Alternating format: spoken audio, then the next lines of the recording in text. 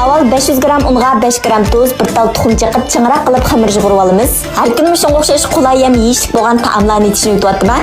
Izdegan topamay qolmaslik uchun yurak berib saqlab olib, inkas rayni g'aqsiz gullaringlarni avatib, meni rag'batlantirishni unutqanmanglar. Qo'llag'ininglarga rahmat. Ko'rib turganinglardek go'sht, piyoz, so'ng piyoz mayisini ushoq to'g'rab olamiz. Tam xurishlardan tuz, zira, ahmus solamiz. Undan keyin cho'ng ustamning dori-darmaklik yog'mish tayyorlamasdan 2 qo'shqa tarafga silvitimiz. Hamda buni tekshi aralashtirib olamiz. Xamirni videoda ko'rsatgandek sal nepizroq qilib yaymiz. Undan keyin xamirning ustidan bir mayli vitimiz. Qaymoq bo'pqas, xom qaymoq suradigan bo'lsanglar, bek-bek chiqadi jumu ta'mi. Xamirning ustiga qiymini tekshi yeyib olgandan keyin videoda ko'rsatgandek turmaklab olamiz. Endi qozonga azroq may qo'yib piyozni silib bakroq qo'riytimiz. Undan keyin ushoq to'g'ralgan tandir solamiz.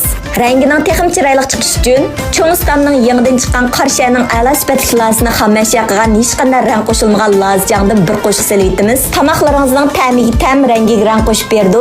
Cho'ng ustamning cho'ngliqida qinslantirishni sinab yiqinglar. Buningdan lag'man so'may tamsizlar yoki har xil saylarni qo'ramsizlar bir qo'shib silvitadigan bo'lsanglar rangini intayin chiroyli chiqarib berdi. Tamoqimni ochiq qilib qo'yamki deb ansirmasanglar bo'ldi. Qat'iy ochiq yo'q. Qaranglar, ezilishim shunday yaxshi ezilgan, holvidek shunday payz chiqqan jumu. Hech qanday rang suv qo'shilmagan bo'lg'achqa tamoqingizning asl rangi va asl ta'mini saqlab beralaydi. Payz jumu. Mushu filmni ko'rib yurak berib qolgan do'stlarimizga 700 gramlik cho'ng qutliqini arali 13 qo'y 3 moq palet qilib seri qarg'a esib qo'ydim. 700 gramlikini 3 oy xotirjam ishlatalaysiz. O'zingizning ehtiyojga qarata qancha jiqasangiz shuncha e'tiborlarimiz bor. Undan keyin azroq tuz, shakar silib bir chin atrofida qaynoq suv qo'yib qaynatamiz. Undan keyin astiga yong'yon silib ustiga turmalni tizib, bo'sh o'tda 18 minut dimlab pishirib olsaqli bo'ldi. Uyga cho'nglar kelganda nimit beraman deb ham qilmay, mushunda o'xshitib turmalitib bering.